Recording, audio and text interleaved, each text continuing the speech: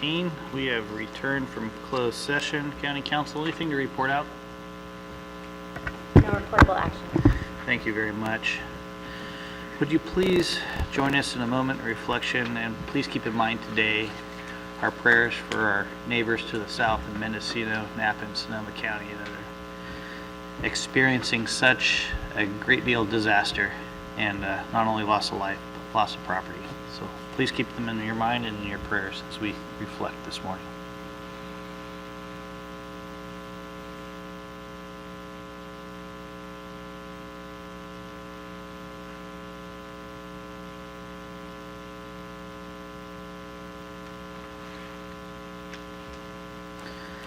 Thank you. Will you please stand and join me in the Pledge of Allegiance?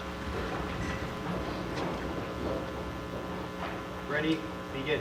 I pledge allegiance to the flag of the United States of America and to the republic for which it stands, one nation, under God, indivisible, with liberty and justice for all.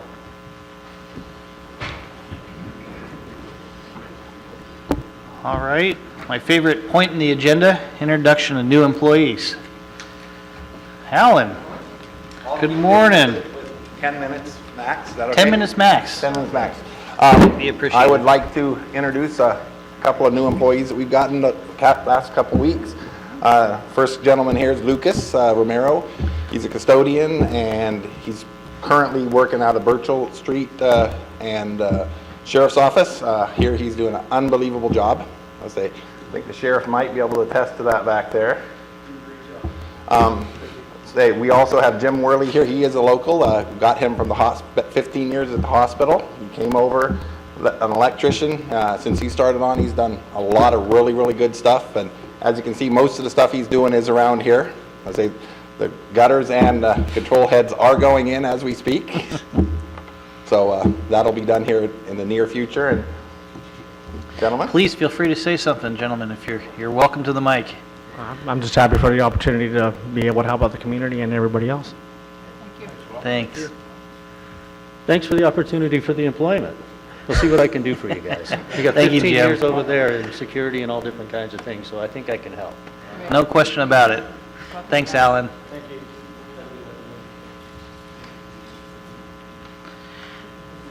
Do we have any other introductions of new employees at this time? The most well-dressed man in the neighborhood. Besides you.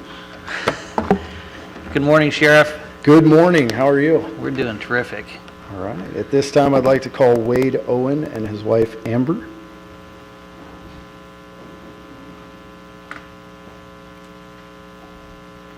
And before we get started, I think it's important that I acknowledge the Tallawahdaini Nation as what you're about to witness today marks a collaborative effort.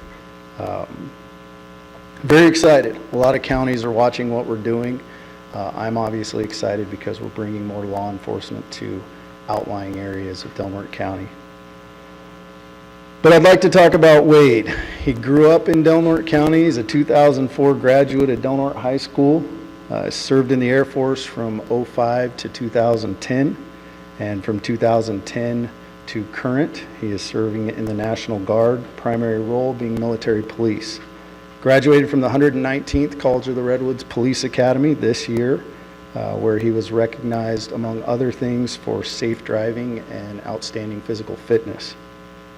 Keep it up. He is presently employed by the Tallawahdaini Nation and serving as a code enforcement officer. And I believe that our community is incredibly fortunate to be a part, again, of this partnership. With that, I would like to administer the oath of office. Go ahead and raise your right hand and repeat after me. I state your name. I, Wade Owen, Do solemnly swear or affirm do solemnly swear or affirm or affirm that I will support and defend the Constitution of the United States that I will support and defend the Constitution of the United States and the Constitution of the State of California and the Constitution of the State of California against all enemies, against all enemies, foreign and domestic, foreign and domestic, that I will bear true faith and allegiance that I will bear true faith and allegiance to the Constitution of the United States to the Constitution of the United States and the Constitution of the State of California, and the Constitution of the State of California, that I take this obligation freely that I take this obligation freely without any mental reservation without any mental reservation or purpose of evasion, or purpose of evasion, and that I will well and that I will well and faithfully discharge the duties and faithfully discharge the duties upon which I am about to enter. upon which I am about to enter. Deputy Reserve.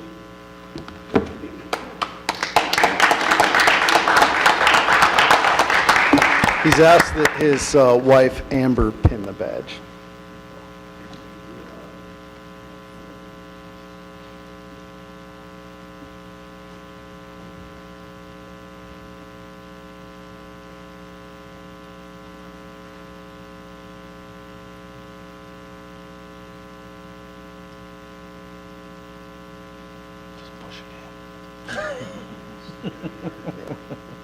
He won't make any noises.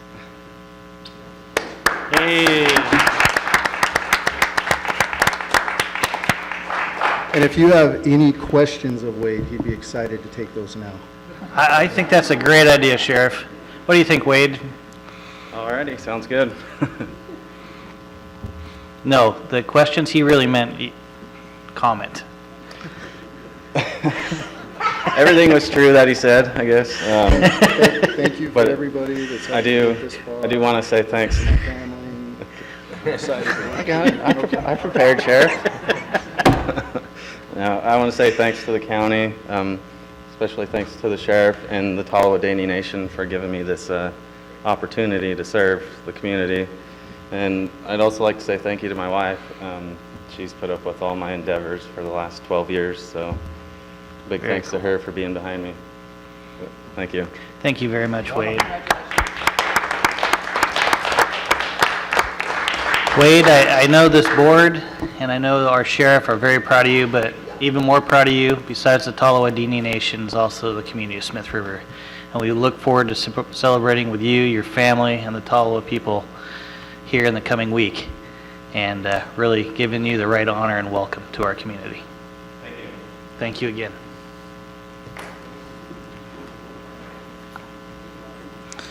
Okay, at this time, I'd like to request any deletions, corrections, or additions from the board members to the agenda. Are there any at this time? Okay. Seeing none, we're going to go ahead and move to our public comment period. Members of the public may address the board on matters which are within the jurisdiction of the board. If you are addressing the board regarding a matter listed on the agenda, you may be asked to hold your comments until the board takes up that matter. Please limit your comments to 3 minutes or less. Good morning. Good morning. I'm Paulette Enum. I have a question regarding the bypass of the last chance grade. Former Supervisor McClure, in a campaign ad in May of 2016 titled "Last Chance Grade, Big Problem, Big Solution," stated, quote, "This has been an issue for the supervisors for a number of years. In fact, when Save the Redwoods League bought Mill Creek, as part of the sale, we required that there be a road easement," end quote. An easement, in layman's term, means that someone has the right to build a road on someone else's property. Has this easement document been located? What are the details? Has it been part of the bypass discussion? Would you please make this information available to the public? Anyway, thank you. Do you have any questions? We don't, Paulette. Thank you very much for your comments. Good morning. Morning, I'm Wesley Dunn, county resident. Grand jury did their recommendations on code enforcement, and if I'm not mistaken, the board made their budget, which does not include any change in the code enforcement budget. So I didn't see anything on the agenda this week. Will the board be addressing or responding to the grand jury recommendations with any form of explanation? That's all. Thank you. Thank you, Wesley. We certainly can, and I'll let CAO Serena address that, because actually there's probably two things you could talk about here. Well, in regards to the grand jury, the Board of Supervisors approved a response and forwarded that on to the presiding judge of the Superior Court back in, I believe, the end of June.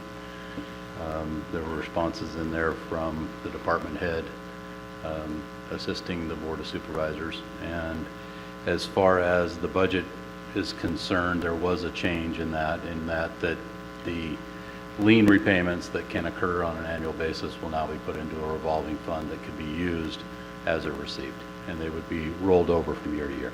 Right. Supervisor Gillen. CAO, Serena, do you anticipate any income coming in for lien retainment? My understanding is there's nothing in the foreseeable future coming in for lien retainment. I believe that the report that was put out indicated there were a number of liens that were in line. Whether or not they come back through the sale of the property, there is going to be a tax sale in the upcoming year, and if that's the case, depending on what other liens are on the property, I can't tell you on an annual basis what's going to come in, and neither can the department head at that point. But there are a number of them that are on properties right now. No, I acknowledge what CDD Director Kunstl acknowledged, that there wasn't anything anticipated in 2018. But is Mr. Nunn's question correct that the board made no increase in the annual $14,500? It provides for abatement, and that number stays the same. Are you speaking to the professional services line inside Yes. the budget? Right. There was no increase to that line. Can I speak to this? 'Cause I think Please, we need to Supervisor make it Cowan. clear. So before I was sworn into office, I met with different department heads and people, and code enforcement, this was his idea, was a revolving fund. So on an average, and correct me if I'm wrong, over the last 10, 11 years, it's about $14,000 that comes in. And what happens now, or what was happening, is about $14,500 was going to that department out of the general fund. And if it was used, it was there. If it was left over, it went back to the general fund. What they requested was that money to go into a fund of their own. And this has already happened. The fund's already been set up. And the money is there. And everything from this point forward, as they were talking about liens, will not be going into the general fund, but directly into the fund set up for code enforcement to give them the opportunity to build on that fund. It was their idea, it's what they requested, and it's what the three of us, Chair Howard, Supervisor Hemmingson, and myself voted upon. So I know there's different things out there that there was no increase. There was not an increase to that line as Jay was talking about, but there was another route going that we feel is the best in the long run to build the code enforcement fund and to give them the support that they needed. Thank you. No, not at this time, Leslie. Appreciate it. Additional public comment? Okay, we'll go ahead and bring it back to the board. Let's move on to our consent agenda. We have approve and adopt the minutes, authorize the annual merit increase for county council, approve and adopt proclamation October 15th, 2000 through 21st, 2017 as Freedom for the Workplace Bullies Week. Approve and authorize welfare fraud investigator job description for the Department of Health and Human Services. Approve and authorize the full-time victim witness advocate aid 1 and 2 position as requested by interim district attorney. Approve and adopt resolution authorizing the county agriculture and weights and measures inspector 4 to sign the grant for weed management with the Redwood Community Action Agency, and approve and authorize the chair to sign an agreement with HASP Clean and Sober Living to provide clean and sober residential services from July 1st, 2017 through June 30th, 2018, not to exceed $38,000. Move for approval. Mr. Chairman, I need to recuse myself on number 8. Thank you. Second. Okay, we have a motion, a second. Public comment. Seeing none, we'll bring it back to the board. Kylie, please pull the vote. Supervisor Gillen? Yes. Supervisor Berkowitz? Yes. Supervisor Cowan? Yes. Supervisor Hemmingson? Yes. Chair Howard? Yes. All right, we'll move to our regular items on the agenda. Item number 9, approve and authorize the chair to sign and send a letter along with a copy of the city-county joint healthcare resolution that was passed at the April 25th, 2017 Board of Supervisors meeting to the Envision Healthcare Board of Directors Chairman as requested by Supervisor Cowan. Supervisor Cowan, do you want to brief us on this, or is CAO Serena going to take the lead?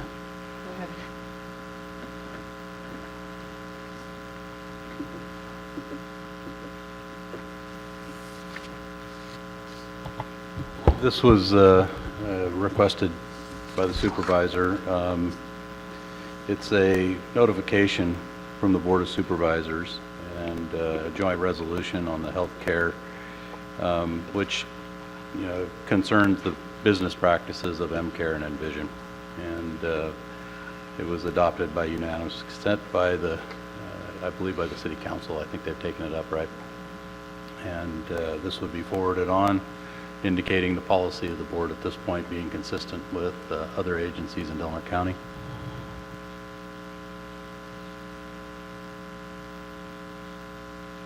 Any questions for Jay? No, just a little. M-Care is the company that takes care of the emergency room, and that's where the problems have arisen. We see where the high costs are. And in our 2x2 that the county, city, and the healthcare district has, we have meetings on this.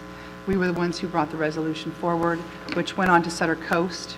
And because there hasn't been a lot of traction, we thought taking that same resolution and passing it along to M-Care to show them as well, because we're not sure if it was passed along by Sutter.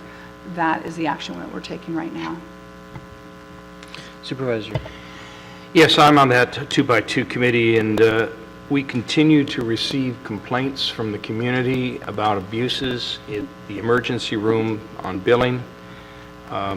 It seems to be that payment plans are the standard operating practice. If someone is unable to pay what we think are outrageous bills for short periods of time, they're put on some kind of a payment plan. Many people are complying, and of course we hear about the complaints.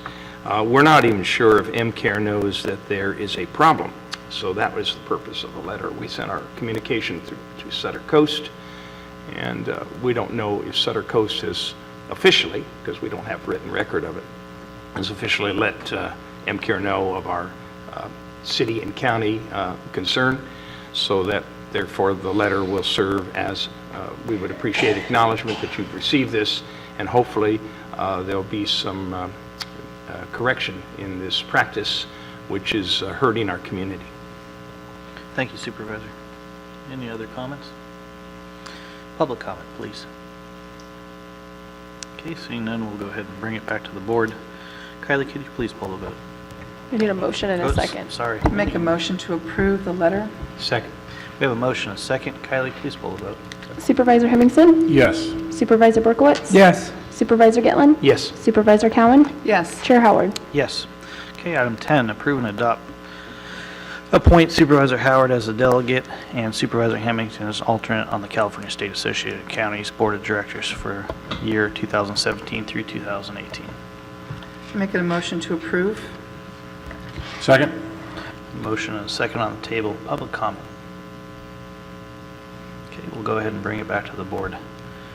Mr. Chairman, Please. I'm continue to be concerned by the placement of certain peoples. I see that you've deleted Supervisor Berkowitz's name as the alternate. I'm going to make a motion now to nominate him as the representative to CSAC and myself as the alternate. And I continue to have concerns that the two outreaches in both CSAC and the Rural Counties Association there's virtually no representation from 40% of this board. So my motion is to nominate Supervisor Berkowitz as the representative to the California State Association of Counties and myself as the alternate. Mr. Chairman, I will second that motion. Very good. However, I do have a statement to go along with that. Please. You know, even though this is a foregone conclusion that this motion will be defeated, I think there needs to be a discussion surrounding this topic. You know, as long as we practice the politics of exclusion instead of inclusion, nothing of any consequence will change. Take, for example, the recently passed budget. For the past several budgets, nothing of consequence ever changes. Every time a new idea is presented, like funding for the Klamath Chamber of Commerce or funding for non-county maintained roads or significant resources to fight blight, they get shot down. Efforts to silence me from speaking on behalf of the people of my district will always be met with deaf ears. No longer will I be silent, no longer will I just get along to go along. And if any idea should ever be presented by Supervisor Gitlin, it will never seriously be considered. Why is that? It's not because his ideas are not good ones. It's because he's been ostracized by 3 members of this board. Unfortunately, this situation can't continue forever. Eventually, things change, and a future board may find a way to work together and bring real positive change for our county. So where do we go from here? Well, I, for one, will continue to tell the truth to my constituents who sent me here. I will continue to inform the people of Klamath just who it was that prevented their economic renewal. I will continue to let those who live on potholed roads that continue to flood year after year why the families who live there are not getting any relief. And lastly, I will let those people who complain to me on a weekly basis just why it is they're forced to live in blighted neighborhoods. In other words, I will continue to do my job as a county supervisor, and that's why I'm seconding this nomination. Thank you. Any comment from the board? I do. I want to echo Supervisor Berkowitz's comments. There will never be change until this board changes. We have great division on this board, and I continue to be disappointed in our chairman who doesn't try to bring us together to find common ground and areas in which we can agree. We've devolved into an abyss of personal, petty blood politics. 40% of this board, 2 districts, 40% of the county's population is not appropriately represented on this board because of this petty politics mentality. I don't know what's going to change, but the 3 of you need to do some self-reflective thinking and see how you can work with members of the minority of this board, 40% of the board, so that we can have consensus and not devolve into this abyss which is hurting the people of Del Norte County. Our ideas, which we want to bring, improve the quality of life for people, should not be summarily rejected just because I suggest something. What 3 of the members of their board don't realize is that I represent, in 2 elections, people who've sent me here to represent them. So it isn't just me personally, it's the people who say we want change in our county. We want to reprioritize things. We don't want to continue to kick the can down the road. We want improvements. Make our lives better if you can. And unfortunately, up till this point, we hear deaf ears. So there has to be change on this board. There's an election next year, and I'm hoping the people in Districts 3 and 4 seriously consider how they're going to address how this future Board of Supervisors works together to help improve the common good of our community.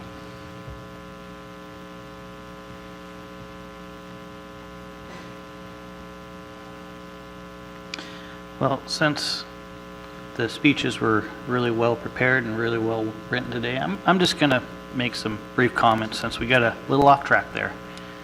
And the off track, obviously there's some things brought up today that occurred at our budget workshops, even though that wasn't the point of this agendized item. I don't know if I need to address it. We beat that horse to death. And we all know that what was just proclaimed in these statements was not factual. Your priorities not only rose above 2 of the biggest priorities that this board for many years has had on the agenda, both a resource conservation officer and a reserve fund. Not only did your priorities rise above that, we attempted to fund them. We didn't know where things were going to fall out, but they fell out where they did, and things happened to be prioritized where this board felt they were necessary, and that was making sure our employees had their pay, had their pensions. If you don't believe that's important, then feel free to continue making those statements.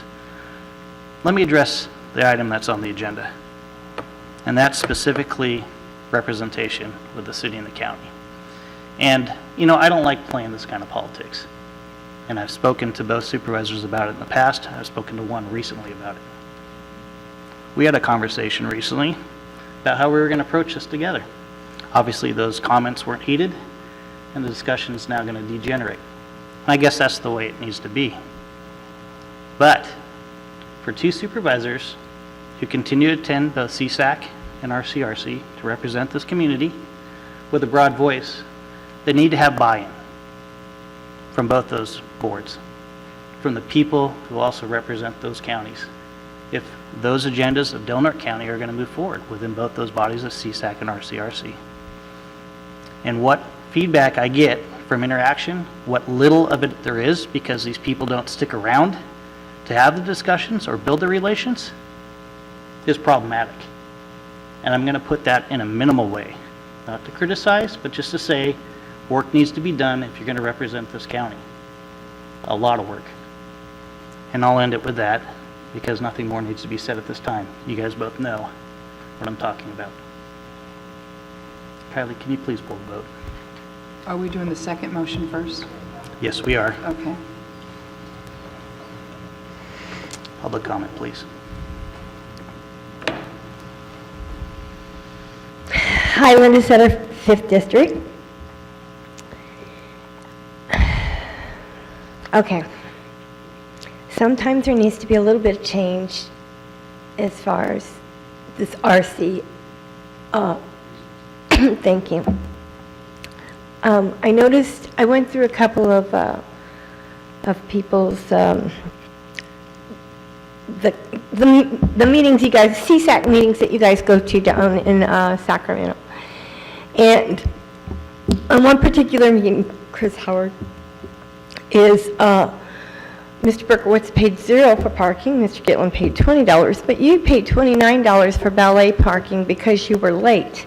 Now, there's no excuse whatsoever to be late to these meetings, and these are highly important, and you want to be elected as the main guy to go to whatever, along with Mr. Hemmingson. Now, if you're going to exploit your position and live high dollar by, oh, hey, valet, I can just walk in, I have an issue with that, okay? Thank you. And I'll just go ahead and respond to that briefly since it was brought up by the community. Parking in Sacramento is an absolute nightmare, especially when I leave this community at 6 o'clock at night to try to arrive in Sacramento. There is no parking on the streets. That's not metered. Right? And there was no parking in the garage that night. But there was valet parking available. So I'll leave it at that. We can talk later, but if you wish to continue to bring that up, it's fine. I'll answer those questions. Please approach the dais.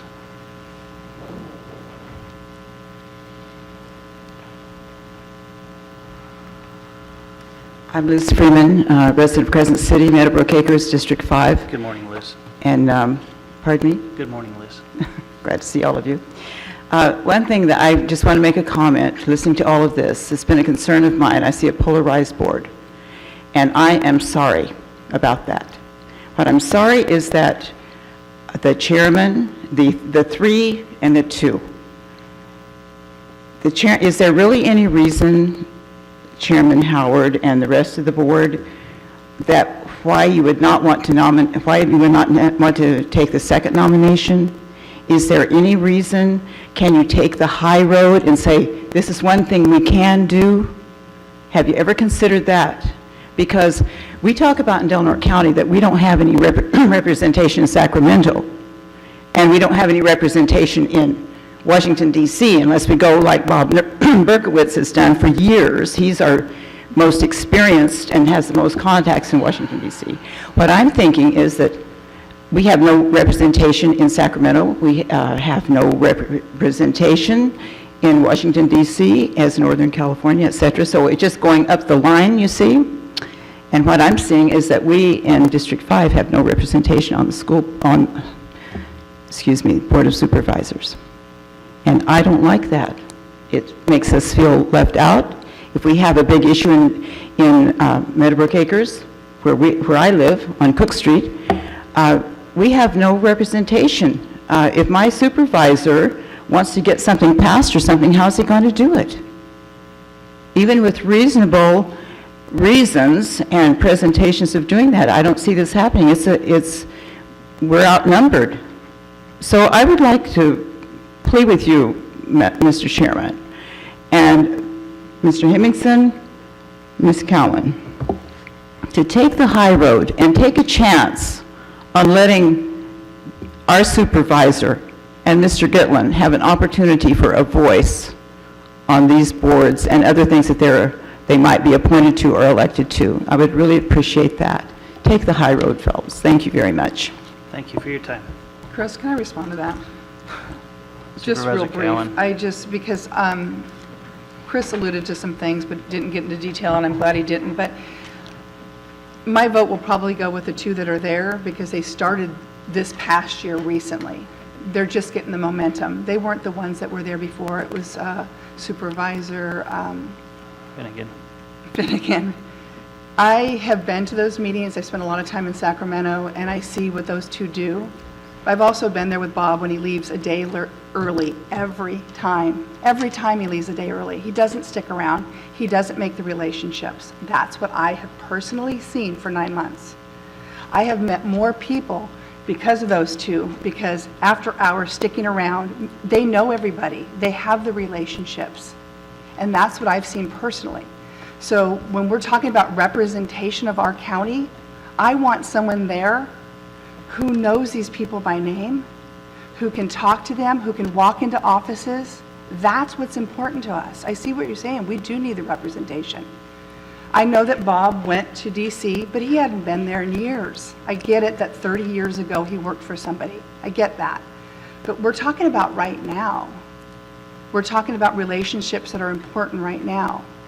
And I can only go with what I've seen and what I have done, and I make sure I'm there, and I'm doing all the women's meetings and the women's workshops on top of all that they don't go to, obvious reasons. That's important. Those relationships are important. You are absolutely correct. And the two that have those relationships are sitting to my left. Mr. Chairman, I'd like to further respond, considering Ms. Please, Cowan. Supervisor. Thank you. I'm really concerned that one supervisor really doesn't know what in the heck she's talking about. She says, I haven't been to Washington in years. How do you know that? She doesn't know that. I've been to Washington basically once every 3 years, developing relationships not only with the Congress, but also with the agencies and also with the White House, previous White House, 2 previous White Houses, including the current White House. My relationships basically concern federal legislation. The main things that concern us here are going to be handled federally. I don't think we're going to find $1.5 billion at the state to repair or replace Highway 101 at Last Chance Grade. That's not their purview, but it is Washington's purview. And getting the ear of the White House is extremely important. When we talk about secure rules, schools, and communities legislation, we're not talking about statewide legislation. We're talking about $1 million for our road fund per year from the federal government, and an additional $1 million for our schools. That's not handled at the state level. That's handled at the federal level. When we talk about EAS, we talk about essential air service, keeping our air service here in Del Norte County. We're not talking about the state. We're talking about the federal government. It's important to have those relationships. And it's also important that we establish not only those relationships at the federal level, but also at the state level, so that the state knows exactly where we stand as far as the federal level is concerned. Those are the kinds of things that are important to me. I applaud Mr. Howard, all right? He has been a good CSAC representative. Unfortunately, I'm looking at the kinds of issues that affect us here in Del Norte County. And I'm trying to take a look and see, has RCRC or CSAC supported our particular issues, the issues that affect right here in Del Norte County? I'm waiting for the chairman, I'm waiting for Mr. Hemmingson to make a report on those kinds of issues and what they've done to implement them. I'm ready, and I'm going to give a report on what happened in Washington, D.C. at the time I was there. I'd like our representative of CSAC and RCRC to do the same. So you're right, Supervisor Cowan. I have left early. Why? You didn't ask that. Why? Because I'm making appointments, telephone conversations with ANACO, our Association of Counties. Those are the kinds of people that I'm talking to, National Association of Counties.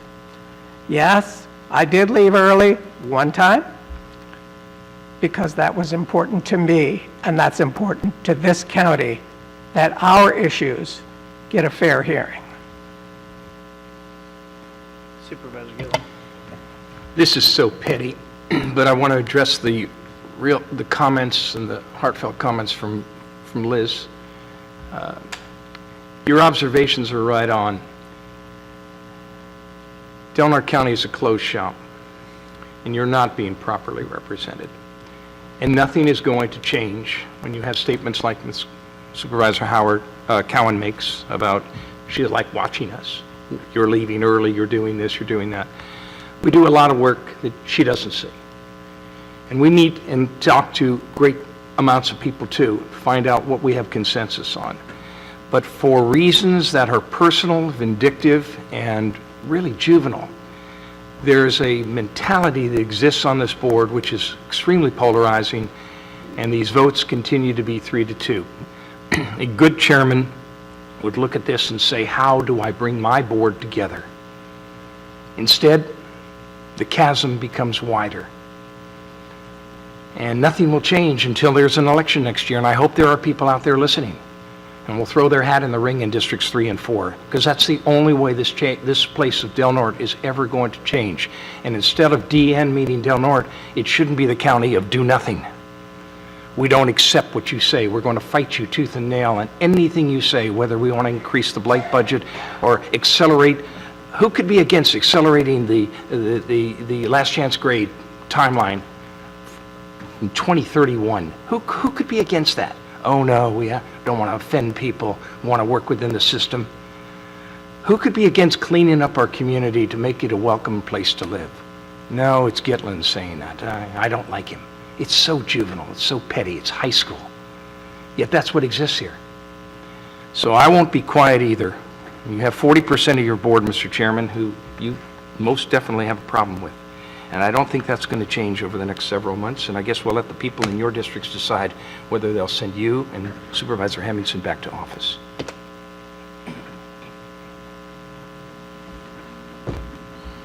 Supervisor Hemmingson. And I agree with Liz that there needs to be a high road here, and it's not being taken. And it's because of the pettiness of a couple of supervisors that are driving a wedge between the rest of us. Not so much for any of the things that they're presenting, but the way they're presented. Getting back to the code enforcement issue, this was a plan that was actually theirs to begin with, and then they turn 180 degrees and vote against it. It makes absolutely no sense. It's exactly what code enforcement and community development wanted. We gave them exactly what they wanted. And now we're getting pushback from them. Is that the wrong thing for the community? No, it's the right thing for the community. So the high road is a tough position to take. I really didn't want to say anything because I think this has degraded into something that a board should not have to deal with. And it's very hurtful that these two supervisors don't let the truth get in the way of facts. It's totally ridiculous. The items that were put on by Mr. Berkowitz and Gitlin, the roads and the money to Klamath, were put above priorities that I had on that I had put on many years ago on our priority list of the budget. And we put those above those items that I had, that I've been on there for 5, 6 years that we haven't funded. So it's just absolutely ridiculous that they bring these kind of things up, that they don't do any research on, they don't do any investigation, they throw something at the wall, and then the rest of us have to come up with a plan to make it work. It's totally and utterly ridiculous. I've said too much already. I really don't want to get into this battle.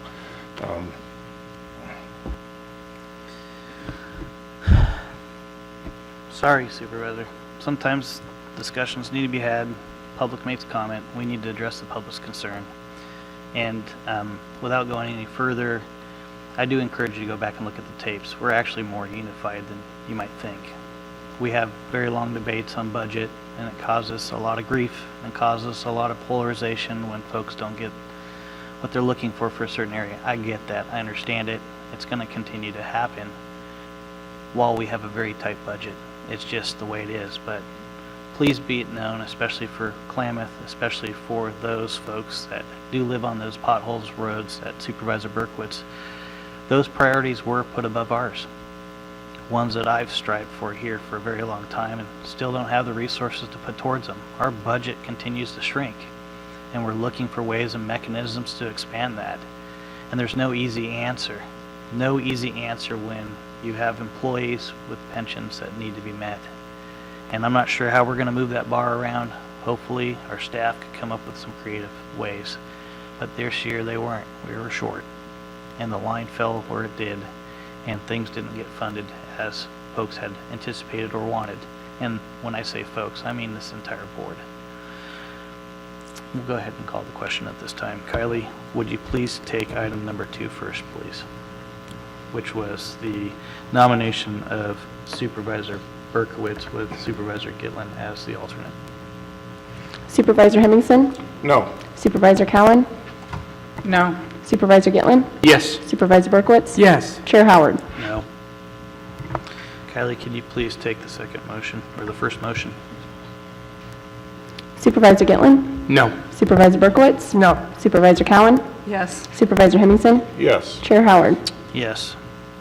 We're going to move to item number 11, which is approve and appoint Kurt Miller as public member to Canvas Working Group as requested by Chair Howard. Mr. Miller is here with us in the audience today. He's welcome to say a few words if you would like.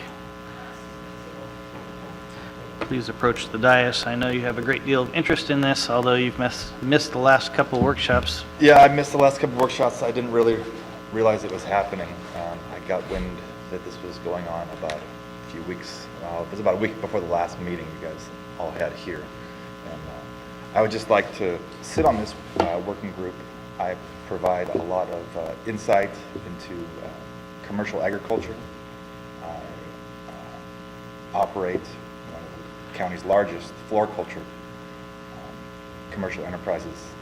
And there's a lot of options with this proposition.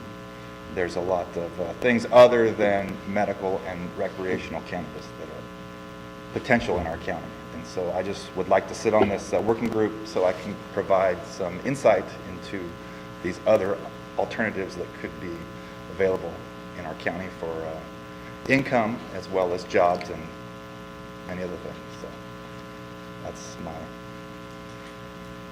Thank you, thought Kurt. there. Any questions for Kurt? Okay. Thank you. Thanks. We'll go ahead and open it up for public comment. Seeing none, we'll bring it back to the board.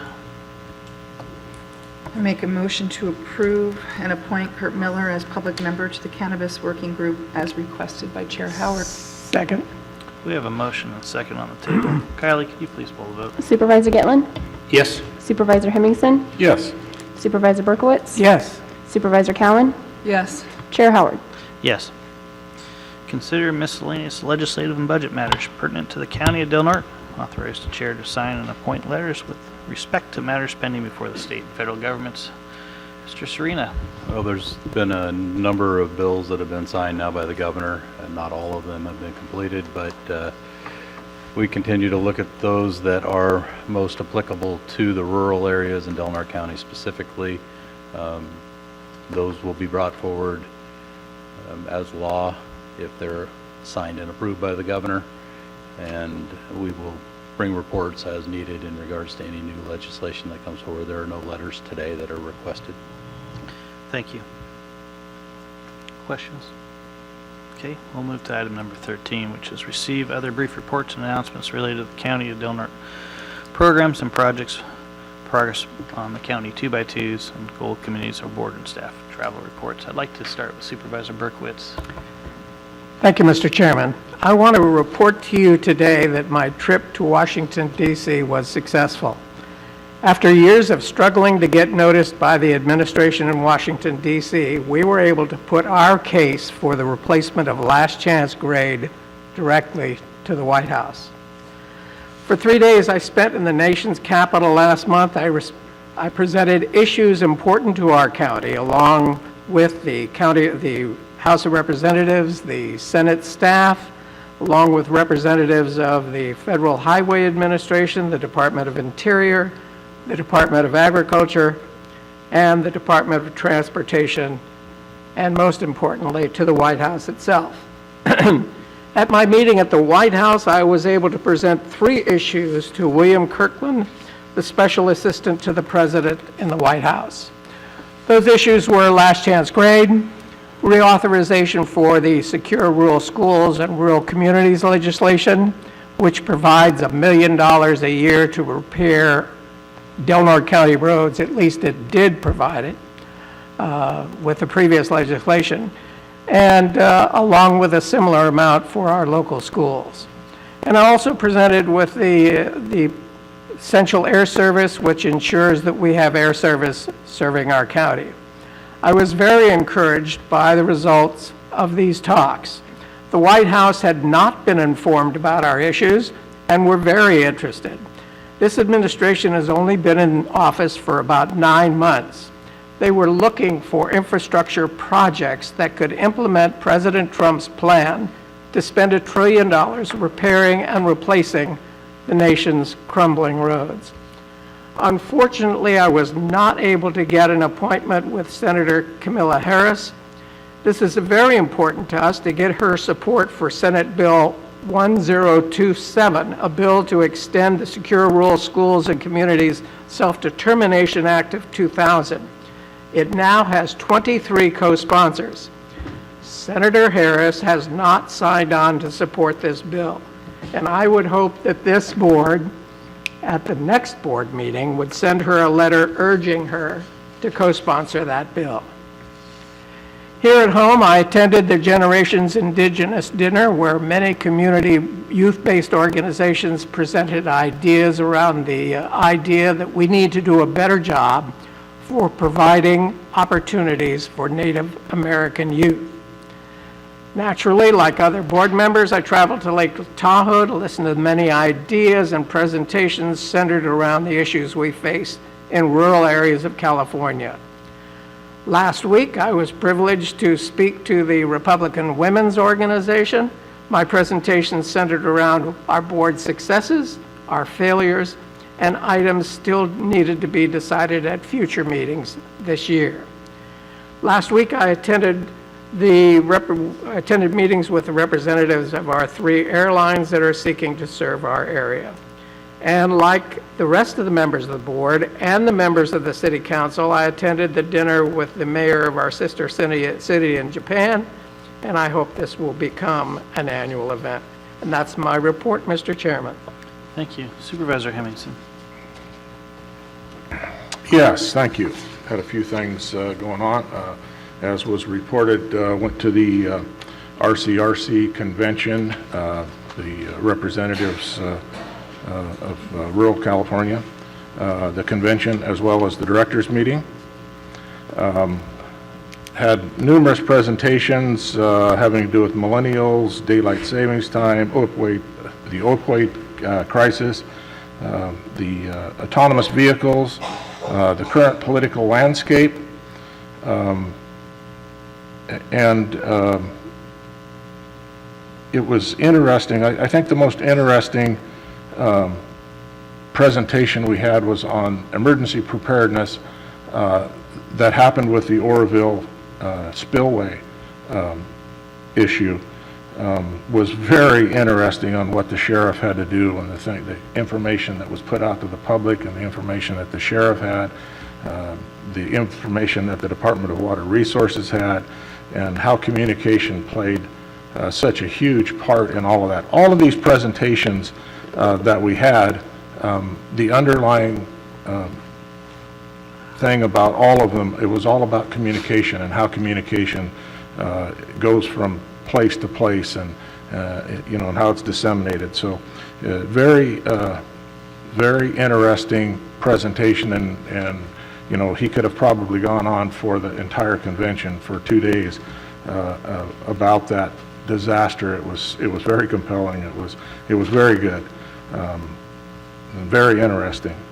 The other interesting presentation that we had was on the rural way of life, having to do with your life expectancy.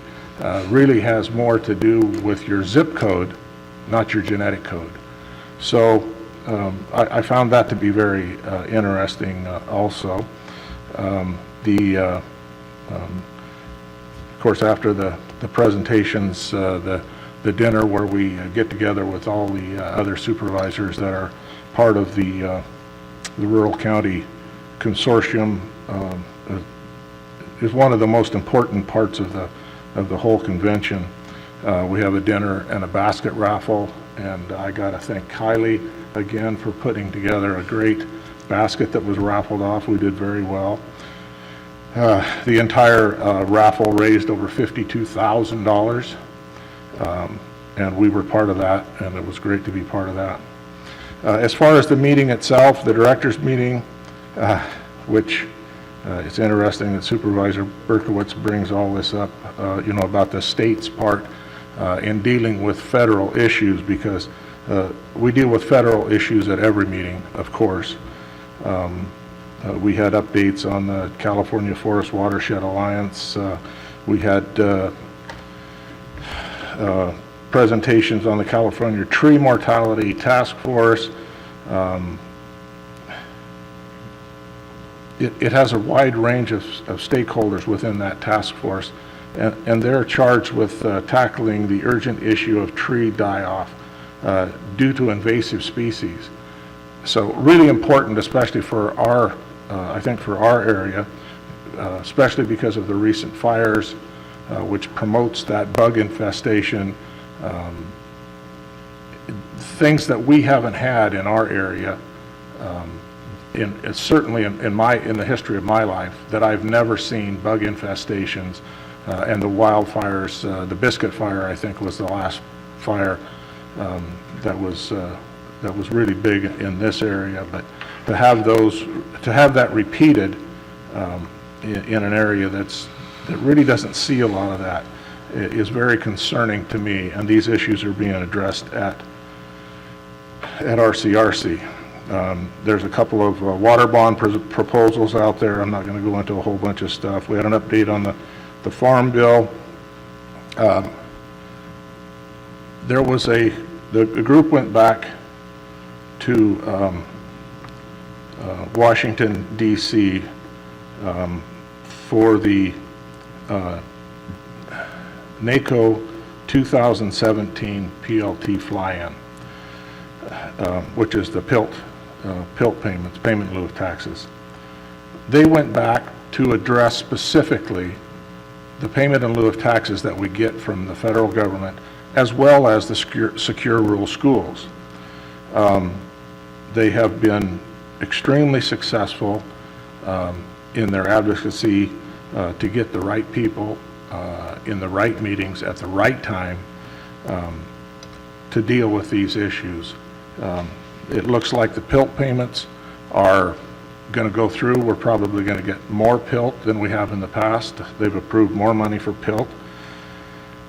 Secure rural schools is not, they're not quite as optimistic about that, although it does look like they're going to do something for the next 2 years. But that's always a sketchy thing. That's something that we've had to fight for, at least from this board perspective, that we've fought for every year that I've been on the board. We continue to fight for it. It continues to dwindle. And I wished it was at $1 million, but I don't think it's been at $1 million for a long time. They keep trying to wean us off of this, where we have nothing to backfill it with. There's no way that we can get that money back. You know, the forests are virtually dormant as far as any kind of harvesting going on, at least on the federal lands. So then we also there's a bill, SB 623, which is a water quality bill that's having to do with nitrates that I think is going to pass, and I think that could be a good thing. At least it does some regulating. At least farmers and ranchers are going to know what they have to do and where they're coming from. So hopefully that's going to be something supportive. There's another issue with state waters of the U.S. that's being proposed internally by water quality, and that's a little bit concerning because it goes back, the proposal is to basically go back to the 2015 federal rule that does affect us directly, and we have had issues with that. And that's about it. Everybody else went to the same meeting, so I don't want to take any of their thunder away, so I'll get off of that. I had a meeting with staff on the host station at Pacific Shores. We're trying to work through some issues there. As was mentioned, had dinner with Chairman Ito from Japan, Amiya Miller. That was an interesting meeting, and neat people.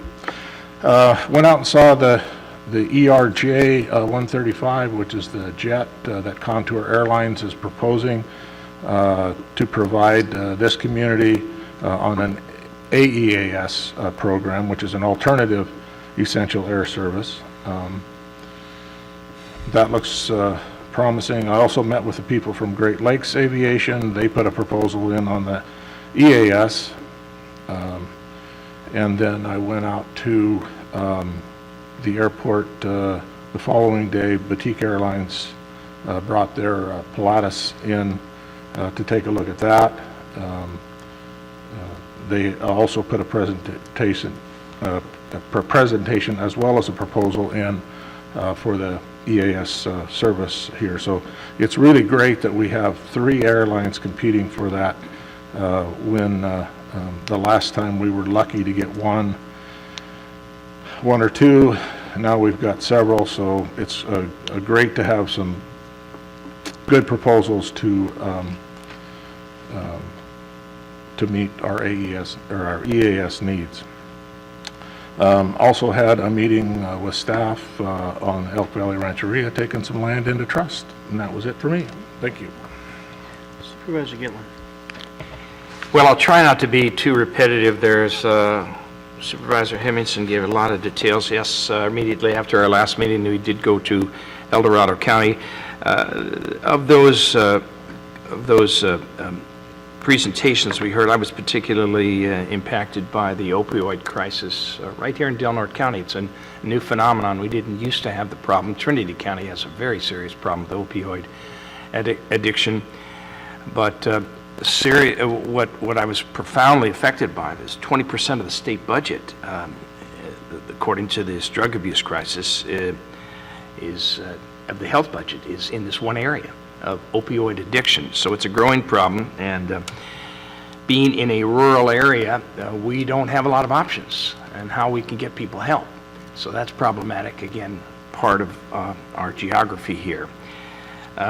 What I was particularly impressed about was the Lake Oroville Dam emergency evacuation is that they moved 188,000 people, evacuated out, including people incarcerated, and got them out of harm's way in a timely manner to avoid what certainly could have been an incredible disaster, as was going to be. And the sheriff of Butte County was responsible, he and his team, and the CAO played a major role. And what I got out of that is they politely asked all of the electeds to stay out of the mix, and they did. One of the supervisors who made a presentation said, I was just volunteering, going wherever I could go to keep out of the way of those who are trained to solve this problem. So that was quite emphatic, and that's a lesson I think we can take when we train our people to do their jobs. Leave them alone and let them do their jobs. Also met with Amia Miller and Chairman Ito at the sister city, our sister city, Rakuzen Takata, and there is additional budget, and I'm pleased to say that there is additional budget to bring additional electeds over to Japan sometime in February. That choice will be made by Amia Miller, not by this Board of Supervisors, which is encouraging. And I think it has a valuable component to this program in establishing relationships with our international neighbors, and especially those who are tsunami prone, coming from this March 11th disaster, March 11th of 2011, excuse me, disaster. Gifts were exchanged, including one which I received for our children, Life in Rikuzen Takata, and it's a wonderful before and after presentation. The community is very much like ours. It has a large senior population, and young people have moved away looking for other opportunities, and they're rebuilding. So it's an exciting time for this that community in Japan, and we'll see where if some of us will be going over there in February. Other activities, I spent a lot of time. I did also look at the airport applications, went out there. I had already seen Boutique Airlines before, so our inspection of the equipment of Contour, and met with Great Lakes Airline, who's they're given the award, is considering changing their name so it's more applicable. The major difference between the two, one of course is jet plot. The ERJ is a jet, looks like a small DC-9, and that would bring us into the jet age. The Great Lakes application involves the Brazilian aircraft, and they will ingress and egress into Sacramento, whereas ERJ and Contour Airlines will go into and out of Oakland. There's some flexibility there, but that was their presentation. Spent a lot of time on Sea Cruise Car Show, as I mentioned, a 3-day event. Another successful show, 333 vehicles, raised a lot of money for the Northern Knights and the Chamber of Commerce, and lots of people came into town, and it was a great event. We had great weather, and we'll see everybody there next year. That was my report. Thank you. Supervisor Cowan. Thank you. I also, as everybody talked about, attended our CRC conference. I found the conference to be extremely informative, just like I do all the different ones that we go to. The workshops were great, the speakers were good. What I also find really important, and I like just as much as the workshops, is just meeting with all the other supervisors from the rural counties. I take away a lot, coming together with them and talking with them and doing the after dinners and stuff, finding out what they're doing, what's happening in their counties. I think that's important. It's more, right on there. We attended a dinner put on by Y-Green. That was really nice. I think the one thing that caught my attention the most was the dam and the emergency situations. You always want to know how they're handling it, because you never think it's going to come to you, and then to hear the real life situations of how they are handled, and it only makes me think of what's going on right now down south of us and how they're coping. A lot of people that we know personally have been affected down there, and that's hard, and doing what we can. I attended my monthly mental health meeting. We discussed the goals of the board, also the innovation projects that we're taking forward. Mental health court is a new thing that we're going to be hopefully starting in December, and got an update on the crisis stabilization unit that we're hoping to partner with Sutter Coast on. As everybody talked about, I attended the dinner with Amia Miller and Councilman Ito. To hear personally, I know the story, I've been around it, sitting on the school district when all this happened, working with the kids who first went over, but hearing and meeting with Amia again and hearing Councilman Ito's story personally, just one-on-one, it's powerful. It's amazing what happened there and what they're doing to rebuild and come back. I was also out at the airport twice last week, went out and met with Contour Airlines, as well as the following day saw Boutique. Contour, as you've already heard, brought in a jet. I think that's a 30-seater. I think that would be a good, big progress for us here. Then the next day we went out and saw the 8-seater that was brought in by Boutique. Then I attended my airport authority meeting where we heard all 3 airlines give us their proposals. Contour, Boutique, and Great Lakes. I'm just repeating what everybody else already said. We have another meeting, the Airport Authority, this week on the 12th. That is when the Airport Authority will make a decision, our recommendation that will then go on to DOT.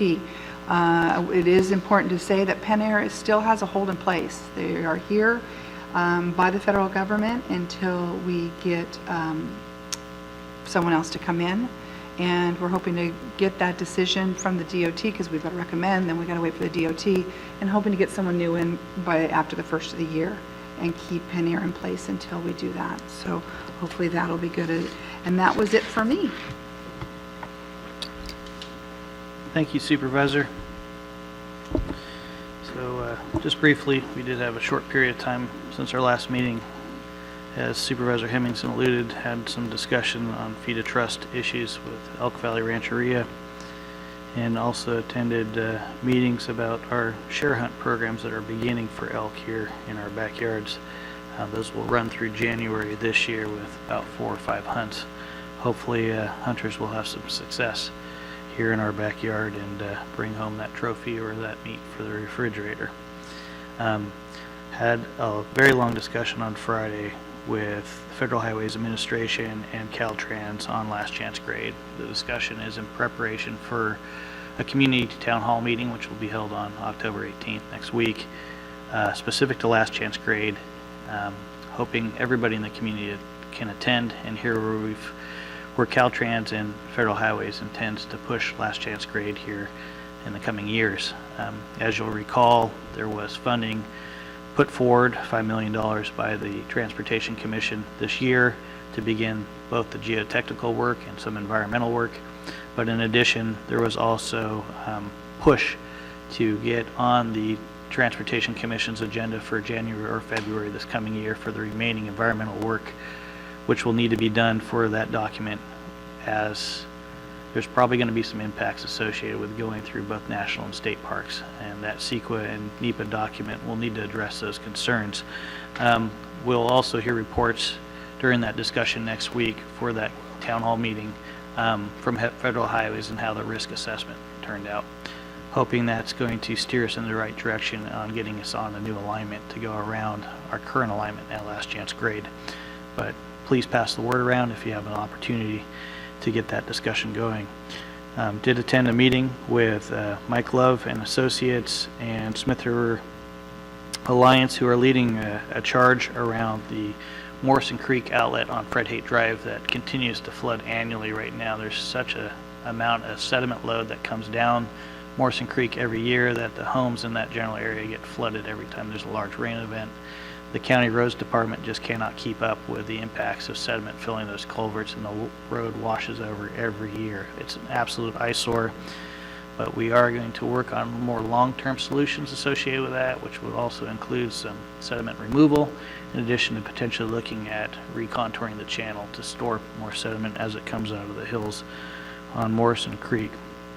As many supervisors mentioned, attended meetings with our folks that are lobbying very hard for a position with EAS and our Border Coast Regional Airport Authority to provide service to our community. And hopefully our Border Coast Regional Airport Authority this week will make a great decision and find that right carrier for us to make those connections for us out of this community. The RCRC meeting, extremely informative this year. Many of the commissioners, many of the supervisors related the stories of presentations. I was also really impacted by the opioid discussion and where Del Norte County stood. Per capita, we do have a pretty significant opioid issue here in our community. I did not realize it was as high as it was. I'm curious to see going forward in the future how we might be able to address this. I've always thought methamphetamines were the drug of choice here, but I guess it's easier to get over-the-counter medications like Oxycontin that are going to take care of that fix for many people. And I'm not sure where we could go related to Health and Human Services associated with opioid addictions, but they do need to be addressed and addressed soon. As many of us mentioned, the presentation from the Butte County Sheriff and their CAO specific to the Oroville Dam breach was absolutely eye-opening. And like Supervisor Hemmingson mentioned, I could have sat there all day and listened to how they dealt with that emergency issue. How do you move over 100,000 people out of the community in the wall of water within the notice of 1 hour that this dam could fail? That is just crazy, mind-boggling to me. But the bigger concern, and as it relates back to us as a community, because that's why we're there to learn about what happens and how we could respond better. They weren't as prepared as they had hoped. And having that communication structure in place is so critically important, and that's what they encouraged. And as some of the supervisors mentioned, electeds need to stay the heck out of the way. We're there to support, we're there to provide comfort, and address concerns of the community, but let staff do the job they need to do to provide service to the community. And that resonated very loud and clear during that presentation. I do want to make mention, and hopefully we could have on our agenda, and I'll request this for Jay at our upcoming meeting in October, end of October, which will be very long, but Cindy Henderson with our Office of Emergency Services was able to secure a federal grant this year that allowed 50 people from Delaware County to be trained by FEMA in emergency operations.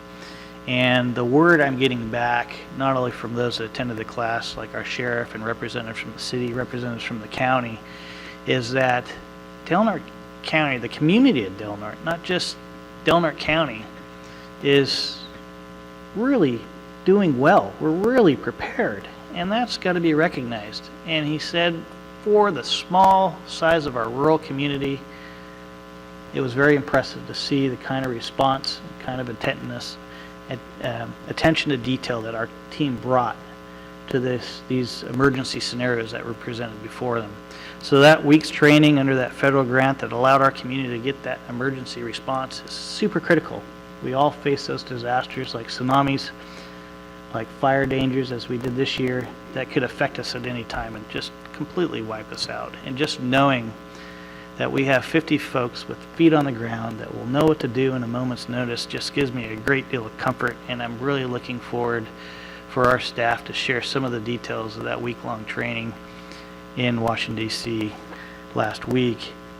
And that leads me into the last piece I'd like to touch on. And I don't think Commander Stevens would have known back in 2011 and then shortly thereafter when a small little boat washed up on South Beach that a little idea that was creeping around in his head could have led to this giant step by a bunch of high school kids returning a boat to the community and really urging us adults to reach out across the ocean and build a relationship. And we really have to take the leads from our kids. They're really encouraging us to build this sister city relationship, and I'm super proud of our board. I'm super proud of our city council for coming together last week and listening to Chairman Ito and Amia Miller discuss the importance of why that relationship needs to happen. You know, they were more prepared than any community probably in the world for a tsunami. They had evacuation zones way above any previous evacuation line at 22 feet. They just didn't anticipate a 43-foot wall of water to come washing over their community. And it caught a lot of residents off guard, and they lost their life. At the discussion, Amia Miller made a plea for Manitoba, who's been invited all over the world to share the story, his losses, people in his own family, his wife. So communities like ours in Crescent City don't make the same mistake, because what he has to live with every day is not responding to his wife or others in the community that lost their life, that said, evacuate to higher ground. And his message is, going forward, is really taking it to the next step, to honor those that did lose their life and making sure they're prepared next time. And I'm certainly hopeful that our members of the City Council and our Board of Supervisors will get to see what happened there, because I really think it behooves us as a community that's always in harm's way with natural resource type disasters, that we can learn from rich Zen Takata, Japan, and their electeds on how better prepare ourselves. Thank you for attending today. We look forward to seeing you again soon.